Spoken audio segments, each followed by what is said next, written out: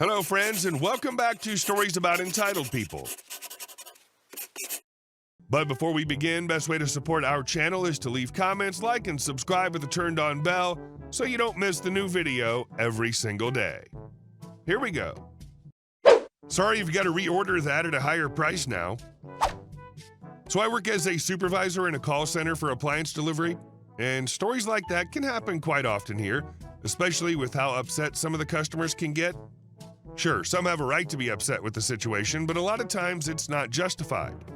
As a supervisor, I'm the last stop for the consumer, and many of them do not like that.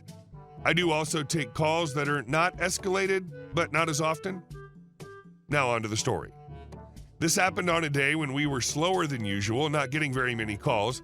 I end up getting a pretty nasty supervisor call. The consumer was expecting a delivery to take place, but one of the delivery team members on her route had gotten injured, so they had to reschedule the rest of their deliveries. Mind you, she was not the only one affected by this. The team was around halfway through their route when this happened. The agency was able to move all those deliveries for the next day, which almost never happens. Conversation was as follows. AL, angry lady. Previous agent introducing me to AL as the supervisor. Me. Hello. Like my agent said, my name is OP, and I'm a supervisor here at Redacted Delivery Support, and he's giving me your information and let me know what the situation was. Seems you were expecting a delivery today, but it's been rescheduled to tomorrow due to driver injury, correct? AL, yes, that's correct. I don't understand why my appliances can't be delivered today. Me, ma'am, they can't be delivered today due to an injury that one of my delivery team has sustained. There are only 2 people to a delivery truck, so if one's injured, the other cannot keep doing deliveries. It'd be hard and unsafe for one man to bring in and install the appliances himself, especially since most appliances weigh multiple hundreds of pounds. AL, well, that's just ridiculous. They should be able to bring out another team to complete this delivery. Me, I apologize, but that's not possible. The agency runs their teams every day, so by the time the teams finish their routes, it's already 7 p.m. or later. Once a team finishes their route, my agency will not force them to go back out. I know you're frustrated with the situation, and my agency understands that as well, so they've moved your date, as well as the other people who were affected by this situation, to tomorrow. AL, that's just not acceptable. I want someone out here today, or I want to cancel my order. Me. Like I said previously, ma'am, it's not possible for anyone to complete your delivery today. If you do wish to cancel your order, though, I can definitely do so. AL, yes, that's what I want. Seeing as you are incompetent, I'll go somewhere else to order this delivery. Me. Okay, ma'am, one moment while I place you on a brief hold. Now here's the kicker. This person ordered an entire suite of appliances: fridge, range, microwave, dishwasher, washer, dryer, for those who don't know. She also ordered it on Black Friday, getting them for absolutely dirt cheap as far as appliances go. No store will honor that kind of pricing, especially not 2 months after the initial order, as a suite on BF can go for $2K to $3K, when normally they cost $4K to $5K with the color she wanted. So, per the customer's request, I canceled the order. Once it's canceled in our system, there's almost no way to reverse said cancellation. We can only reverse it if it was done accidentally, and only if it's within a few minutes of the cancellation request. Also, if they want to reorder after something's canceled, they have to go back to their point of purchase and pay whatever the current price is. Most stores will not honor the Black Friday pricing unless it's an extreme circumstance. Me, back from hold. Okay, ma'am, I appreciate your patience. I've canceled the order in my system and emailed my agency to make sure you're taken off the route. Now, this cancellation is finalized, but it takes a few days for the money to be returned to your point of purchase. I advise you to contact them in 2 to 3 days to get your money back. AL, I'm not happy with waiting, but fine. Me, thank you for calling Redacted Delivery Support, and have a good day. AL, F you. Checked up on the order a few days later, saw that an employee from her point of purchase tried to call back to reverse the cancellation, at which point my agent told him it was not possible and that the consumer had to reorder. Checked in a couple days after that, saw a second order in my system for the same consumer with the same appliances. Hope she learned her lesson. So she could get them the next day or reorder, pay $2 to $3K markup, and wait for another delivery date? Play stupid games, win stupid prizes, I guess. And our second story. From petty to criminal, living next to a real-life Addams family. My parents live in a tight-knit little cul-de-sac, the kind of place where everyone knows each other's names and business.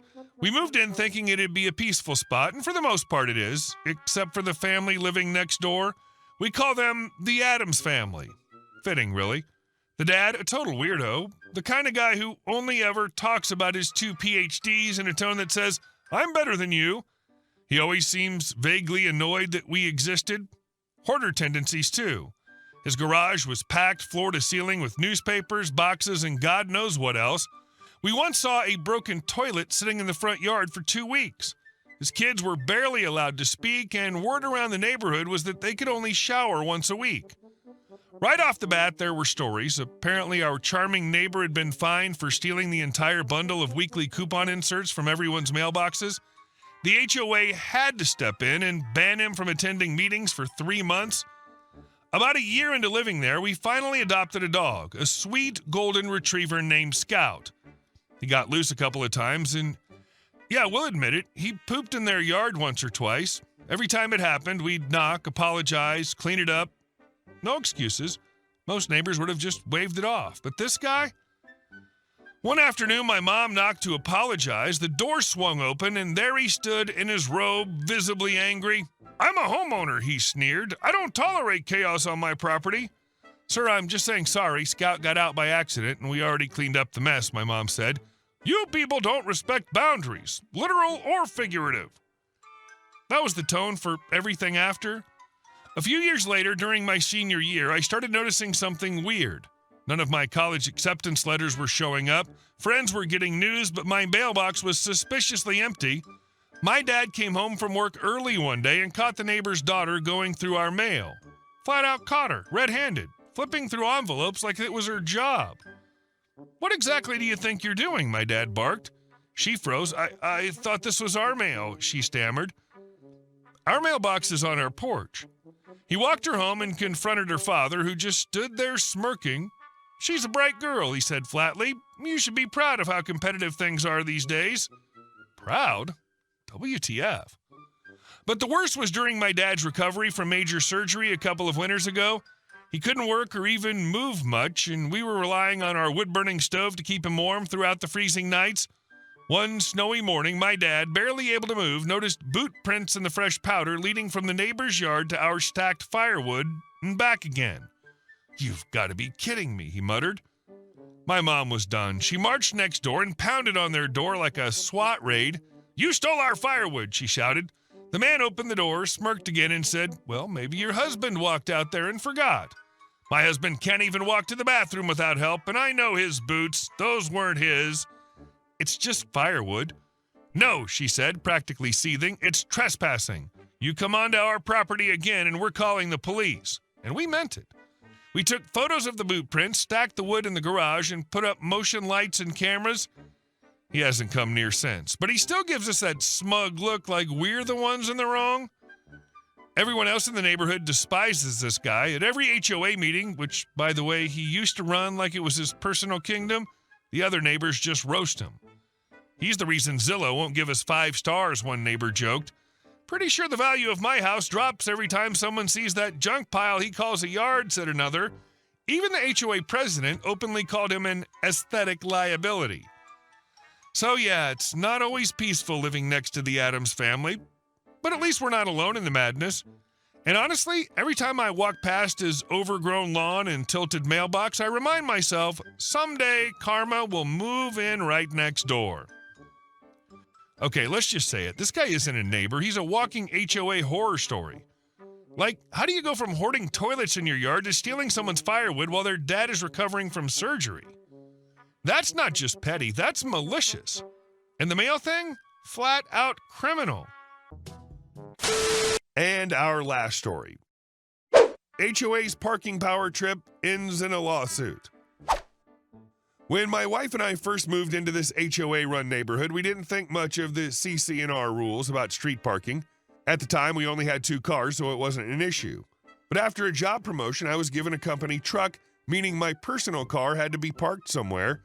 So I started parking it right in front of my house, not blocking anyone, not on the grass, just neatly against the curb. No big deal, right? Enter my nightmare neighbors. Apparently, my new parking arrangement set off my neighbors' deepest rage issues. Suddenly, I was the reason their lives were ruined. They complained that they couldn't back out of their driveway properly. Keep in mind, these are full-grown adults who somehow can't navigate their own driveway like every other driver on the planet. Despite their whining, I tried to be accommodating. I parked as close to the curb as possible and ensured I wasn't obstructing anything. But I also refused to park in front of someone else's house, and using my garage wasn't an option because it's my home gym. But nope, not good enough for them. My neighbors went full Karen mode, calling the city's parking enforcement multiple times, and each time the city's response was the same. He's parked legally, there's nothing we can do. Then they escalated to the HOA, reporting me every chance they got. I wasn't too worried at first because I had done my due diligence. I contacted my local municipality and confirmed that the HOA does not own the streets, the city does, which means the HOA has no legal authority to enforce a street parking rule.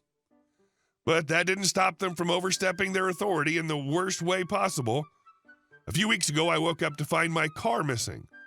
I thought it was stolen, panic mode activated, but after checking my security cameras, I saw the truth. The HOA towed my car. I was furious. Not only had they blatantly ignored my legal right to park on the street, but now I had to go through the hassle of getting my car out of impound. I went to the tow yard and had to shell out over $400 to get my own damn car back. The second I got my car, I contacted the city's legal department to confirm the HOA's overreach, a lawyer specializing in HOA disputes, every relevant department I could think of to report their misconduct. Turns out the HOA had zero authority to tow my car, and because I had written proof from the city stating they did not own the street, I had a slam dunk case. I sued them for illegal towing, vehicle theft, and financial damages, and my lawyer made sure to throw in every legal violation they could find. The outcome? Sweet, sweet justice. The case didn't even make it to court. The HOA quickly settled, knowing they had no leg to stand on. They reimbursed me for every penny I spent at the tow yard. They had to pay my legal fees, which were way more than the towing cost. They had to issue a formal apology for overstepping their authority. And the best part? The HOA board got hit with an official warning from the city for attempting to enforce illegal rules. Now my car's still parked in front of my house, right where it belongs, and the neighbors, well, they don't say a damn word anymore because they know the next time they try something, I'll be ready. You got your money back. You made them pay for your lawyer. You legally humiliated them. You're still parking in the same damn spot. And now they're scared of you. Love to see it. Honestly, HOA should just start handing out law degrees with their rule books because people like you keep teaching them lessons they never seem to learn. Hey guys, thank you all for watching the video. I'll see you in the next one.